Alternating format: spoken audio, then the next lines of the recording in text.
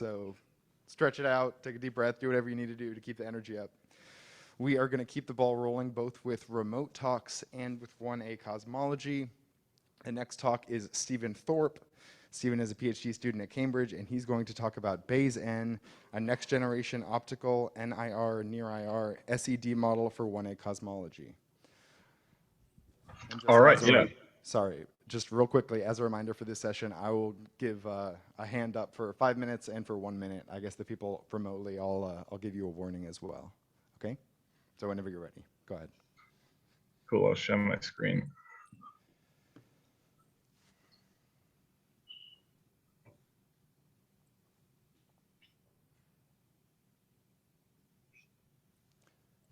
Okay, can you see that okay? Yep, looks great. Great.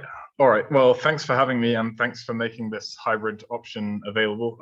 So thanks to the host for that. So yeah, I'm going to be talking about BayeSN, which is our hierarchical Bayesian model for the spectral energy distributions of type 1a supernovae in the optical and near infrared. And so this is work done by a whole team of us, and we've got 2 papers out at the moment about this, with more to come. So in this talk, I'll start by giving an overview of the BayeSN model and how we train it and how we use it. Then in part 2, I'll look at some applications I've been working on applying this model to investigating the dust in type 1a supernova host galaxies using data from current low redshift surveys. Then in part 3, I'll look a bit towards the future, what we're doing next and what we're working on at the moment.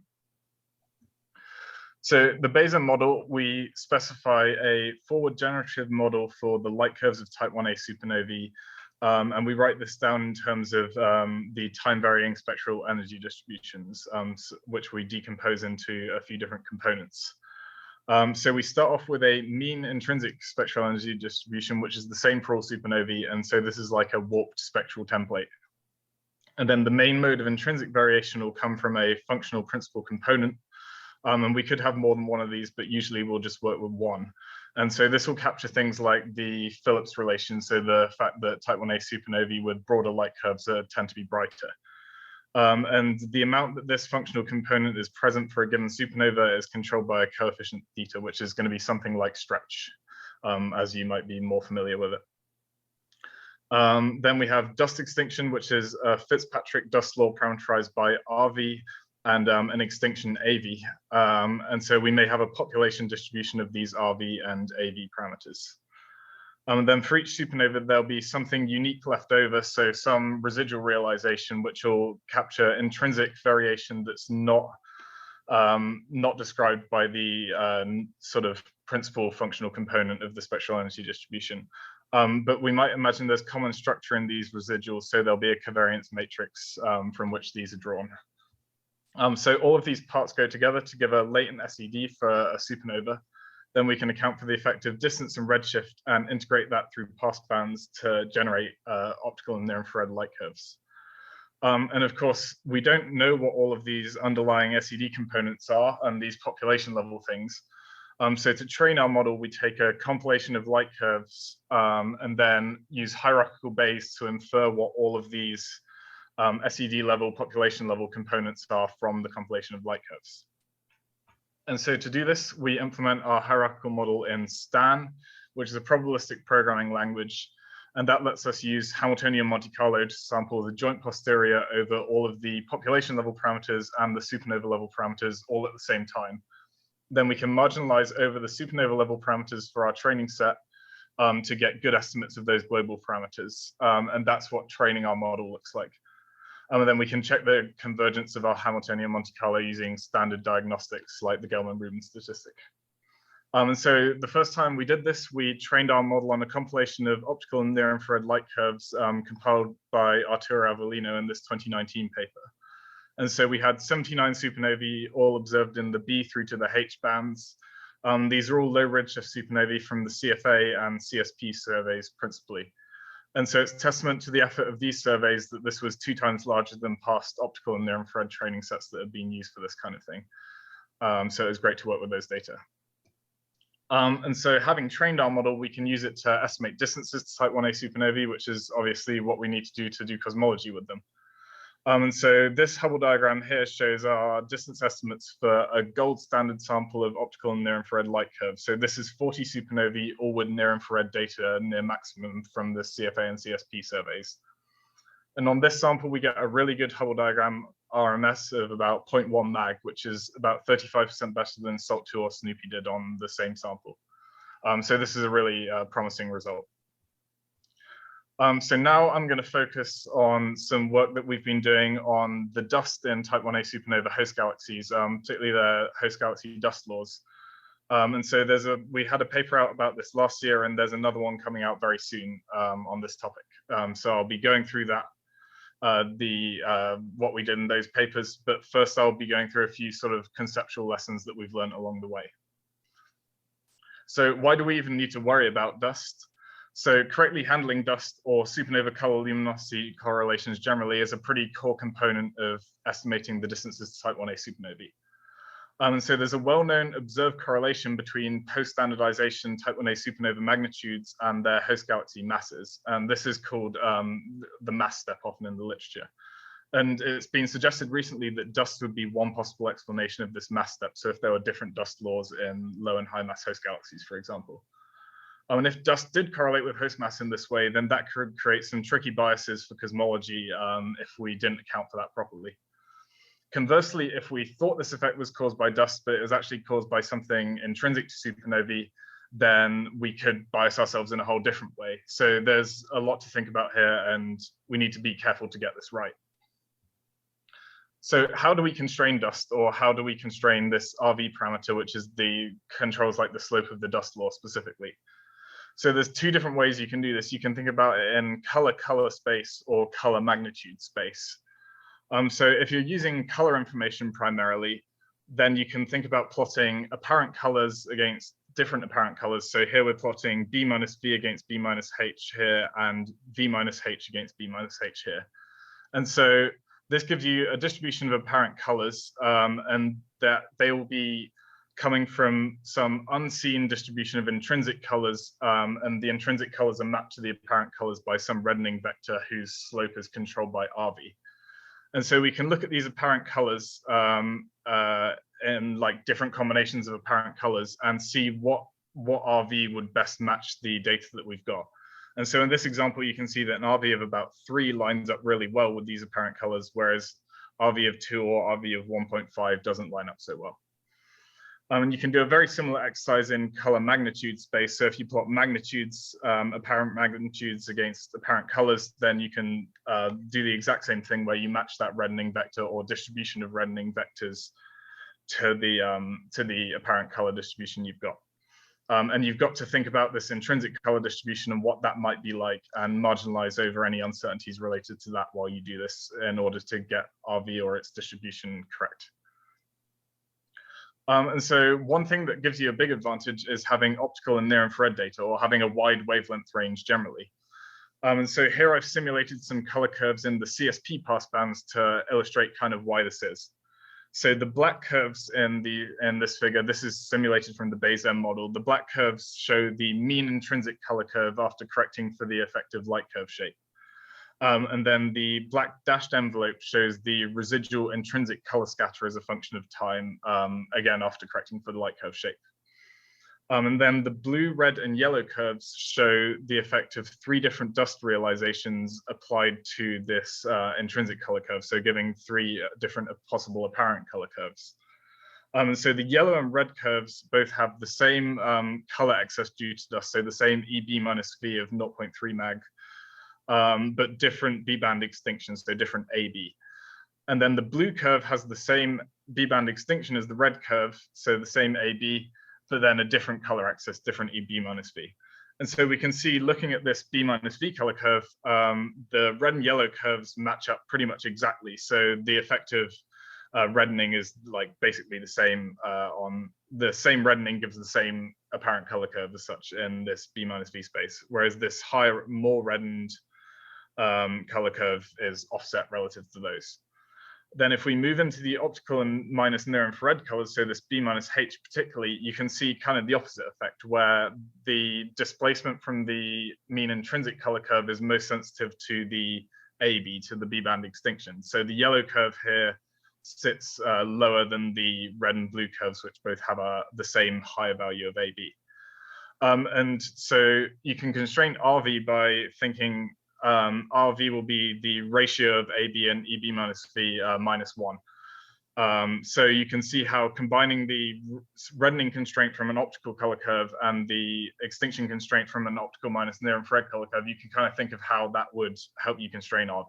So this wide wavelength range is really good.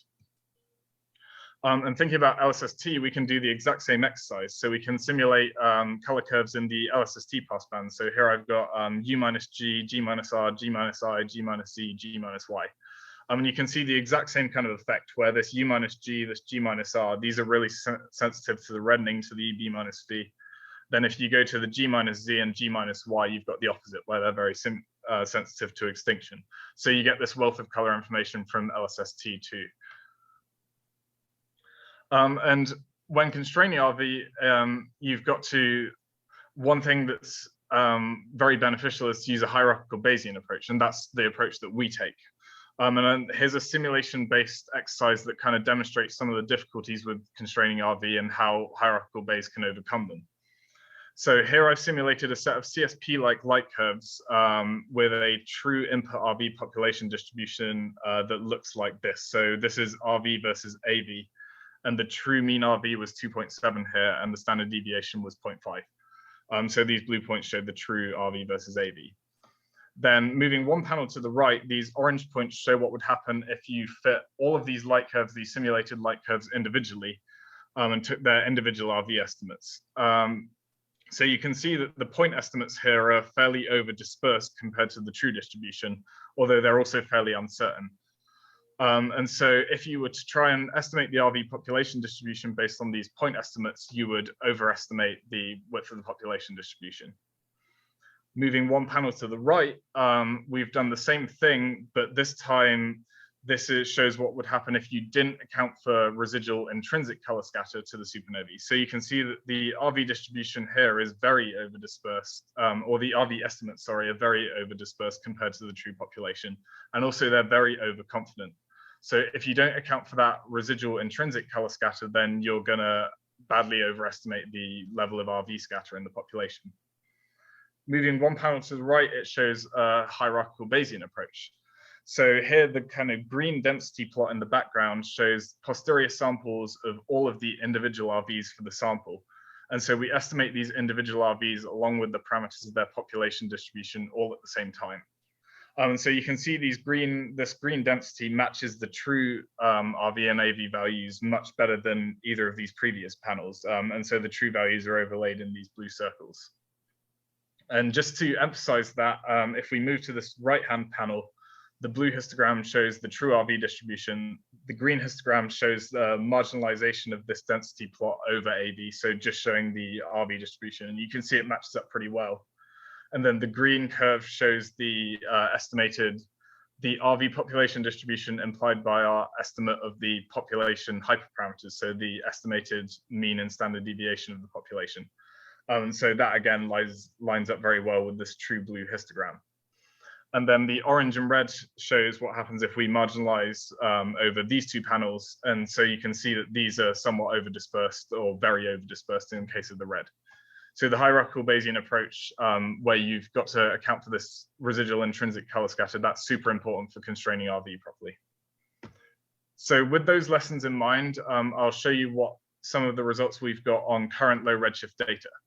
So this first set of results comes from this paper we had out last year where we analyzed the data from the Foundation Supernova Survey. So this is GRIZ light curves of 157 supernovae, all within the cosmological sort of usual color cut using cosmology of B minus V less than 0.3. And so these are all taken on the Pan-STARRS telescope as well, these data. So in this analysis, we retrained our BayeSN model, but this time allowing for different populations of dust parameters. So different mean RV, different RV standard deviation, and different mean AV in two different host galaxy mass bins. So splitting the sample by host galaxy mass at both the median and at 10 to the 10, which is a commonly used cut. 10 to the 10 solar masses, that is, which is a commonly used cut in cosmology. So as well as allowing for these different dust parameters, we also allowed for a step-like magnitude offset between supernovae and the low and high mass bins, and different residual intrinsic scatter between the supernovae and low and high mass hosts. And so this just shows one set of results we got in this paper. So here we're showing the recovered or the estimated RV population distribution parameters for supernovae in hosts more and less massive than the median host mass for the sample. So in the high mass host, we estimate a mean RV of about 2.7. And in the low mass host, we estimate a mean RV of about 3. And we put upper limits on the population standard deviation in both of these mass bins. And so if you look at the posterior, you can see these are fairly consistent with one another across the 2 mass bins. And we estimate a mean extinction of about 0.2 mag in both mass bins. And we can take this forward and get a Hubble diagram for this sample as well. And you can see we get a nice low RMS here of about 0.12 mag. Stephen, you have 5 minutes left. Yeah, okay, great. And this just shows the light curve fit there for this sample. So in a follow-up analysis, we've taken this to a wider wavelength range using data from the CSP supernova survey, so analyzing BVRI YJH data. We've used 86 supernovae from CSP, 75 of which fit within that cosmological color cut. And we've used the trained BayeSN model from this Mandel 22 paper to fit the full sample jointly and infer the RV population distribution. And we're marginalizing over photometric distance, so the inference is mainly driven by color. And this just shows 2 sets of results. So on the left, we're showing our RV population distributions that we infer in different color bins, different bins of apparent color. And on the right, we're showing the RV population distributions we infer in different bins of host mass. So on the left, I want to highlight that in the lowest color bin, so B minus V less than 0.3, we estimate a mean RV of about 2.6 and a standard deviation of about 0.6. So it's kind of small to moderate width of that RV population distribution. And then in the 2 mass bins, we estimate fairly consistent posterior, so similar to what we were seeing with foundation, mean of 2.8 plus or minus 0.2 in the high mass and the low mass bin, and mean of 2.4 plus or minus 0.3 in the high mass bin. And so those results were marginalizing over the distances to estimate the RV population distribution. We can kind of reverse that and marginalize over the RV population distribution while estimating the distances. And then using the distances we get from that, we can look at our Hubble residuals and see if some kind of mass step remains. And so pretty much whatever we do with RV, we find some level of residual mass step remains at the median host mass or at a maximum likelihood estimate of where the mass step might fall.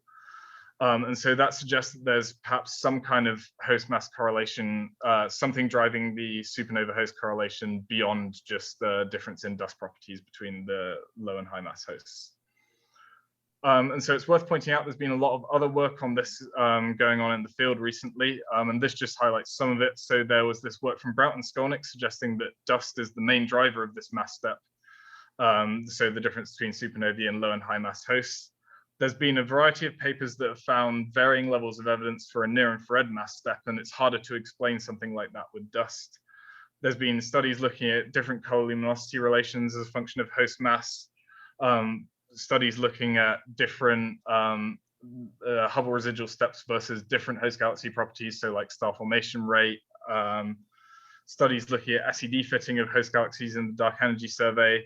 And this recent study from Wiseman, which looked at the host mass step and also the host U and U minus R color step, and found it kind of difficult to reconcile these two.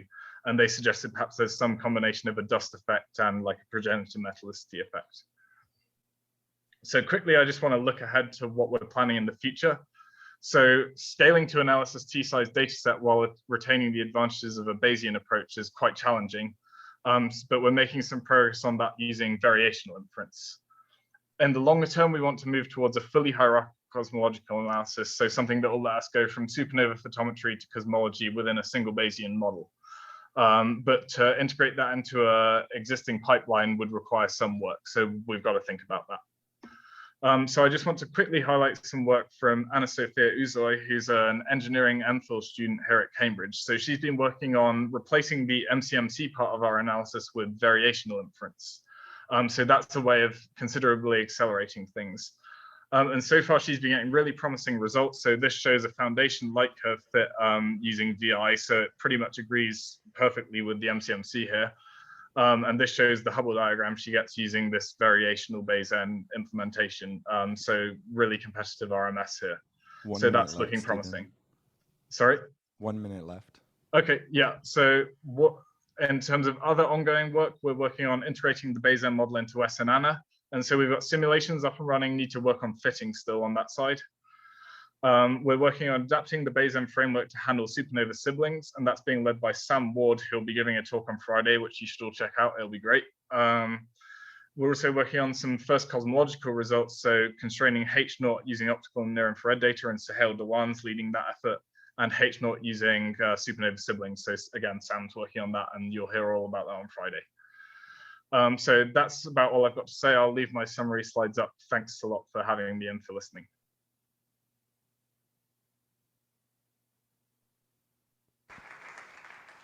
Thanks so much, Stephen, for the wonderful talk. Any questions for Stephen? Over here. Hey, Stephen, great talk. This is Justin Perel here. Hey. So I had a couple questions. One was with all these, color inferences that BayeSN does, do you have difficulty with sparse light curves? Because I know, CSP, Foundation, these are well-sampled light curves and multiple filters. So I'm just wondering if you've done any tests on what it can do when, you maybe only have 1 or 2 bands, or maybe, sparse sampling or anything like that. So that's an interesting question. So that's something we haven't tried on the RV inference side yet, but it's something to think about for sure. And so I'm kind of thinking about looking at like raisin data, for example. So that could be a good tester of that, where the near infrared aspect is quite sparse, for example. So yeah, it'll be interesting to see how we do with that. Yeah, that's something to look at. And one other question was, have you done, I think everything you showed was optical and near infrared. I'm just wondering if you've done, checks on light curves of like, optical to optical against SALT, and then also if you can do just near infrared, even though you'd have difficulty again with the color stuff. So just near infrared, yeah, we can do that, and we get a really good Hubble diagram scatter using just the near infrared. So on I will show this in my upcoming paper, but on this sample we get something really competitive with the optical plus near infrared using just the near infrared. So this is kind of like an ideal near infrared sample in some sense, but near infrared alone is really powerful still. Obviously it's harder to do the dust inference with just near infrared, and it's harder to do that with just optical, but if you have color and magnitude information in the optical, then you can do pretty well with the dust inference. With just optical colors, it's getting a bit harder to do the dust inference properly. If I can quickly add to that, Stephen, in response to Justin's own comment, you saw a talk on a easy photometric type 1A sample from Patrick Allais, or supernova sample, from which you can get type 1As. You saw SALT3 near IR talk from you, and you saw BayeSN talk from another Yeezy member, from Stephen Thorp. So it seems like we have all of the people in Yeezy to write this section comparing SALT3 and BayeSN. Thank you for volunteering.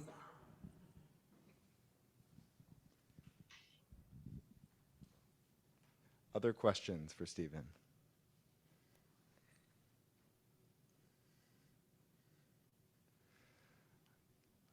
I see nothing on the Zoom. So if there's nothing else, thank you so much, Stephen, for joining us, even remotely. Let's give him another round of applause.